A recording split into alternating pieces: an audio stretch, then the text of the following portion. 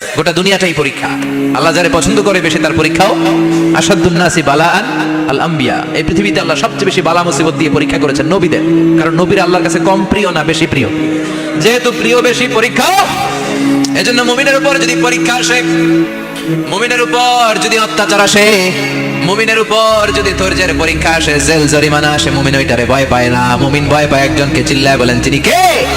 কারণ আল্লাহর ঘোষণা ওয়ালা তাহিনু ওয়ালা তাহজানু, ঘোষণাটা কার? ভয় নাই, তোদের চিন্তা নাই। আনতুমুল আ'লাউনা ইন কুনতুম মুমিনিন, তোমরাই বিজয়ী হবা যদি মুমিন হও, যদি মুমিন হও। এজন্য ধৈর্যের পরীক্ষা দিতে হবে, আল্লাহর উপর তাওয়াক্কুল করতে হবে, অত্যাচার আর জুলুম আল্লাহর নামে সহ্য করে যেতে হবে। চিল্লায় বলেন ঠিক কি না?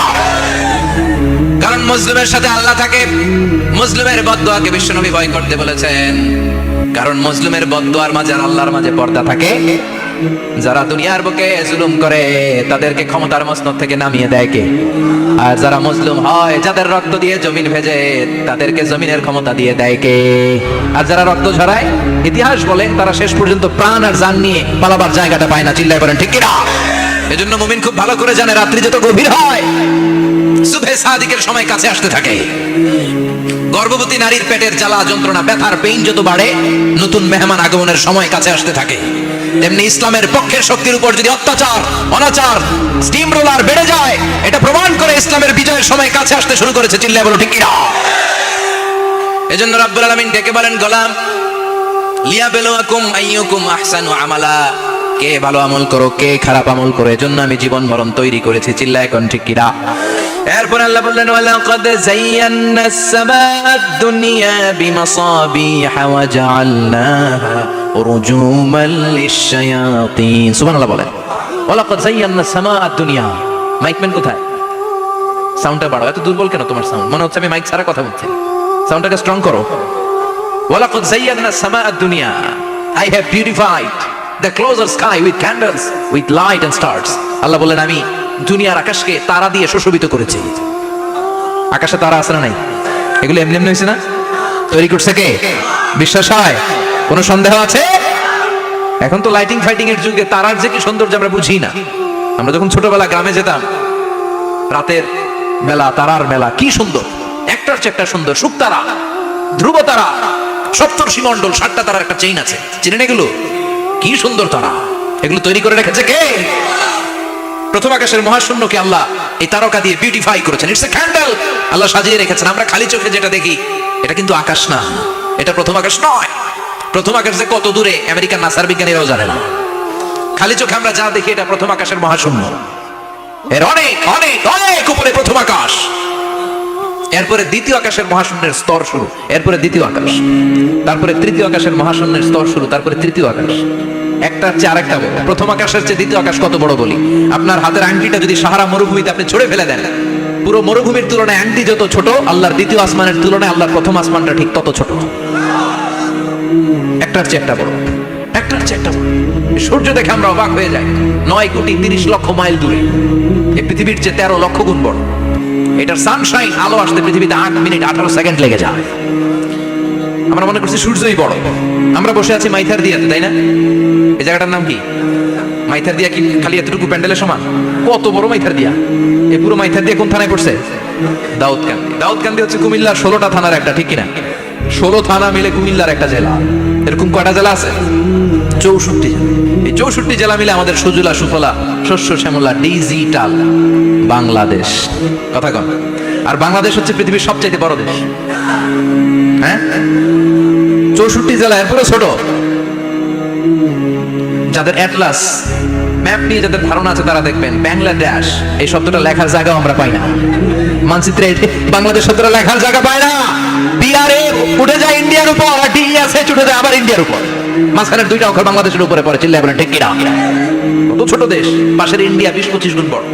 ইউরোপ আমেরিকার অনেক দেশ আছে, আমেরিকায় বাংলাদেশের চেয়ে 100 গুণ বড়। কানাডা কয়েকশো গুণ বড়, রাশিয়া কয়েকশো গুণ বড়। এরকম প্রায় 200 দেশ নিয়ে পৃথিবীর স্থলভাগ, আর 70% হচ্ছে শুধু পানি। এই সব মিলে আমাদের এই পৃথিবী। আর এত বড় পৃথিবীর চেয়েও নাকি সূর্য 13 লক্ষ গুণ বড়। তার মানে সূর্যই বড় না, সূর্যের চেয়ে অনেক বড় তারা আছে। সূর্যের পরে পৃথিবীর সবচেয়ে কাছের যে তারা বা স্টার, ওটার নাম হচ্ছে প্রক্সিমা সেন্টারি। নাম কি? প্রক্সিমা সেন্ট্রাই, এরপরে আলফা সেন্ট্রাই এ, আলফা সেন্ট্রাই বি, ইটা ক্যারিনা, বেটেলজিউস, এরকম একটার পর একটা তারা। যেই সূর্য পৃথিবীর চেয়ে 13 লক্ষ গুণ বড়, বেটেলজিউস নামে একটা তারা আছে, ওটা সূর্যের চেয়ে 33 কোটি গুণ বড়। তার মানে কি বেটেলজিউসই সবচেয়ে বড় না? ছোট্ট একটা তারা, এই বেটেলজিউসকে খেয়ে ফেলাইতে পারে এরকম হাজার কোটি গুণ বড় সাইজের তারা আছে না নাই? এরকম কয়েক বিলিয়ন তারা নিয়ে আমাদের গ্যালাক্সি গঠিত। আমাদের গ্যালাক্সি, এটার নাম মিল্কি ওয়ে। এটার নাম কি? আমাদের গ্যালাক্সি। এই গ্যালাক্সিতে আমাদের অবস্থান। এরকম কত হাজার কোটি গ্যালাক্সি আছে আমেরিকার নাসার বিজ্ঞানীরাও জানে না। আমাদের গ্যালাক্সির সবচেয়ে কাছের যে গ্যালাক্সি, ওই গ্যালাক্সিটার নাম হচ্ছে অ্যান্ড্রোমেডা। কি নাম? অ্যান্ড্রোমেডা। আমাদের গ্যালাক্সি থেকে কেউ যদি কাছের গ্যালাক্সি অ্যান্ড্রোমেডাতে যেতে চায়, তার 2.5 মিলিয়ন লাইট ইয়ার্স সময় লেগে যাবে। কথাটা কঠিন হয়ে গেছে, আমি ভেঙে বলি, তারপরে সুবহানাল্লাহ কইবেন। আমাদের গ্যালাক্সির নাম মিল্কি ওয়ে। মিল্কি ওয়ে থেকে যদি কেউ অ্যান্ড্রোমেডাতে যেতে চায়, কত সময় লাগবে? 2.5 million light year. Light year মানে আলোকবর্ষ। আলোর গতিতে যদি ছোটা যায়, 2.5 মিলিয়ন মানে হচ্ছে প্রায় 25 লক্ষ। তাহলে পৃথিবীতে সবচেয়ে দ্রুতগামী যে বিষয়টা আবিষ্কৃত হয়েছে সেটা হচ্ছে আলো। এই যে লাইট, লাইট মারলে যে ছুটে, এই লাইট প্রতি সেকেন্ডে 1,86,000 মাইল বেগে ছুটতে পারে। 1 মিনিটে না, 1 ঘন্টা না, 1 মিনিটে না, 1 সেকেন্ডে আলো চলে যায় কয় মাইল? 1,86,000 কোটি মাইল। আপনি কল্পনা করতে পারেন? হয়তো মাথা নাড়াইতেছেন। এটা কি কল্পনা করা যাবে? আমার তো তার ছেড়ে যাচ্ছে। 1 সেকেন্ডে নাকি আলো ছুটে 1,86,000 মাইল বেগে। 1 সেকেন্ড শব্দ কইতে তো 2 সেকেন্ড লাগে। কথা কন। এর মধ্যে আলো চলে গেছে 1,86,000 মাইল। তো কোন রকেট যদি আপনি পান, যে রকেট দিয়ে সেকেন্ডে 1,86,000 মাইল বেগে রকেটটা ছুটবে প্রতি সেকেন্ডে, খেয়াল করেন, ঘন্টায় না, মিনিটে না, কিসে?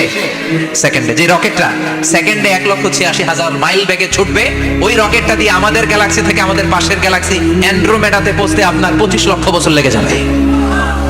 সুবহানাল্লাহ বাড়িতে গিয়ে বললেন। এরকম বিশাল বিশাল তারা দিয়ে আমাদের আকাশটারে বিউটিফাই করেছে কে? এজন্য আল্লাহ বললেন, ওয়ালাকাদ যায়্যানাস সামাআদ দুনিয়া বিমাসাবিহা ওয়া জাআলনাহা রুজুমান লিশ-শায়াতিন। আমি এই দুনিয়ার আকাশটারে সুন্দর সুন্দর তারকারাজি লাইটের মতো সেটিং করে সুশোভিত করেছি। আবার এই তারকা দিয়ে আমি শয়তানদেরকে প্রহারও করেছি। সুবহানাল্লাহ। শয়তানদেরকে আল্লাহ তারা মেরে আঘাত করে। সুবহানাল্লাহ বলেন।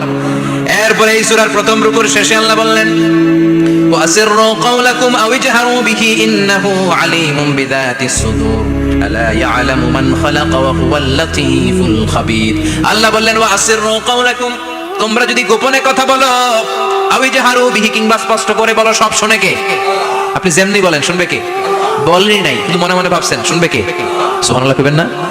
সাত আকাশের উপরে, আরশের উপরে তার অবস্থান, সাত জমিনের নিচে কোন গোপনতম প্রকোষ্ঠে, কোন ছোট্ট বাক্সের ভেতরে যদি কোনো পিঁপড়া, পিপিলিকা নীরবে হেঁটে যায়, আল্লাহ বলে আমি ওই পিঁপড়ার হেঁটে চলার পায়ের আওয়াজটাও শুনতে পাই। এজন্য কেউ যেটা শোনে না, শোনে কে? এরপর আল্লাহ বললেন, হুয়াল্লাযী জাআলা লাকুমুল আরদা যালুলান ফামশু ফি মানাকিবিহা ওয়া কুলু মির রিজকি ওয়া ইলাইহিন নুশুর। সুবহানাল্লাহ বলেন। আল্লাহ ডেকে বললেন, গোলাম, তোমাদের জন্য জমিনটারে আমি বিছানা বানিয়েছি। আল্লাযী জাআলা লাকুমুল আরদা ফিরাশা, জমিনটারে বিছানা বানিয়েছে কে? এই বিছানার মতো সমতল জমিন দিয়ে তোমরা হেঁটে বেড়াও, চলে বেড়াও, হেলে দুলে পড়ার সুযোগ নাই, ঠিক না? এই যে মাইথার দিয়ে আজকের যে ময়দান, এটা যদি বিছানার মতো সমান না হইতো বসতে পারতেন? কথা কন। এই ময়দানের প্যান্ডেলের এদিক দিয়ে উঁচা, এদিক দিয়ে গর্ত, এদিক দিয়ে নিচা, এদিক দিয়ে খাড়া, কেমন হইতো? কথা কন। কেউ আমারে দেখতো, কেউ দেখতো না, কেউ দাঁড়াইয়া, কেউ বসে, আছে না নাই?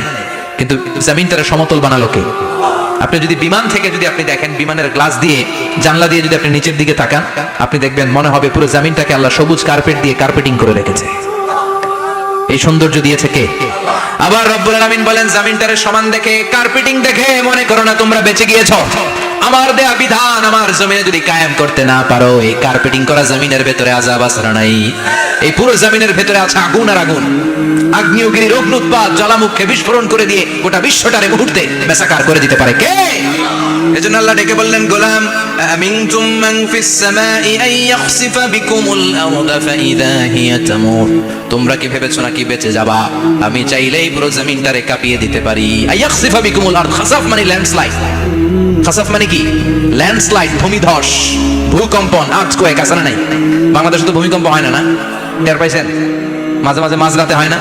3টার দিকে নিজেই দৌড় দিব না, বাচ্চারা লইয়া দৌড় দিব, লুঙ্গি পরে দৌড় দিব না, লুঙ্গি ছাড়া দৌড়াবো। এই ভূমিকম্প আছে না নাই? আল্লাহ বলে, মনে করো না জমিনটা সমতল, কার্পেটিং করে দিয়েছি, এই কার্পেটিং এর ভিতরেও আগুনের তলা আছে না নাই? আবার আল্লাহ বললেন আমিনতুম মান ফিস সামাই ইউরসিলা আলাইকুম হাসিবা, নিচে যেমনি কার্পেটিং করা জমিনের ভেতরে অগ্নুৎপাত রেখে দিয়েছি, মাথার উপর থেকে আযাব দেওয়ার সুযোগ আছে না নাই? চাইলে আল্লাহ অগ্নি বৃষ্টি দিতে পারে, আগুন বৃষ্টি দিতে পারে, ঠান্ডার বজ্রপাত দিতে পারে। আপনারা লূত আলাইহিস সালামের কওমের নাম শুনেছেন? তারা হোমোসেক্সুয়ালিটি, সমকামিতা করত। ফলে আল্লাহ তাআলা বিশাল এক চিৎকার মেরে সাইয়েদনা জিবরাইলের মাধ্যমে পুরো জমিনটা শেষ করে দিলেন। ফাজআলনা আলিয়াহা সাফিলাহা ওয়া আমতারনা আলাইহিম হিজারাতাম মিন সিজিল। তাদের অপকর্মের কারণে জর্ডানের ওই এলাকাটাকে আল্লাহ বললেন জিবরাইল এলাকাটারে হাতে তুলে নে, আকাশের উপরে তুলে পুরো এলাকা সহ মানুষ সহ জমিনের মধ্যে গেড়ে দে। জমিনের নিচের মাটি উপরে নিয়ে গেল কে? উপরের মাটি নিচে নিয়ে গেল কে? পুরো জায়গাটা এখন ডেড সি হয়ে গেছে। কি সি? ডেড সি নাম শুনেন নাই বোধহয়? আজকে শুনে রাখেন, এটারে বলে মৃত সাগর। এটা গজবের জায়গা, ওখানে মানুষও ডুবে না। লবণের ডেনসিটি, সল্টের ডেনসিটি এত হাই, এই পানির মধ্যে এত গজব, এর মধ্যে কোনো মাছ জন্মায় না, চিংড়ি জন্মায় না, কাঁকড়া জন্মায় না, ব্যাঙ হয় না, শ্যাওলা হয় না, কিচ্ছু বাঁচে না। এটা গজবের জায়গা। চিল্লায় বলেন ঠিক কিনা?